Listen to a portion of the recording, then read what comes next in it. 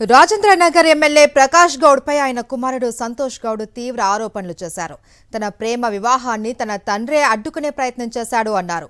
తనపైనే కాదు మద్దతుగా ఉన్న వారిపైన దాడులు చేయించారు అని ఆరోపించారు సంతోష్ గౌడ్. ఈ ఘటనపై పోలీసులకు ఫిర్యాదు చేసినా పట్టించుకోలేదు అన్నారు. అక్రమ కేసులతో తనను జైలుకు పంపించే ప్రయత్నం చేస్తున్నారు అన్నారు సంతోష్ గౌడ్. 8th జూలైన ఎంగేజ్మెంట్ చేసుకున్నాను. అది మా ఇంట్లో వాళ్ళ కన్సర్న్ తోటి వాళ్ళకి తెలిసి చేశాము. మా ఫాదర్ కూడా తెలుసు.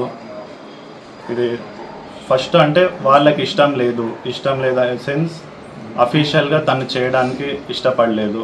అఫీషియల్గా మేము మా క్లోజ్ ఫ్రెండ్స్ వాళ్ళతోటి మేము ఎంగేజ్మెంట్ చేసుకున్నాము. అది కూడా వాళ్ళకి తెలుసు. తర్వాత ఇప్పుడు 1 మంత్ అవ్వబోతుంది ఆల్మోస్ట్.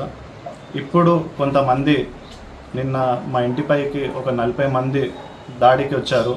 డోర్లన్నీ పగలగొట్టారు, అటాక్ చేశారు. ఆడవాళ్ళ మీద అటాక్ చేశారు.